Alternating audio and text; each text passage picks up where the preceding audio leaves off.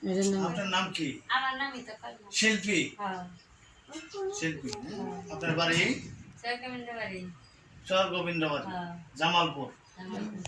আপনার কি সমস্যা? আমার সমস্যা নাই, আমি ওগুলো ওই ওনাদের সাথে আসছেন, তাই না? আপনার নাম? মোসাম্মদ লিলি খাতুন। আপনার বাড়ি? চকান্দারিয়া। আপনার কি সমস্যা? জন্মরোগের জন্য আসতেন। আপনি কি এর আগে আমার এখান থেকে কোনো চিকিৎসা নিছেন? খাইতে আছেন, তাতে কি রকম?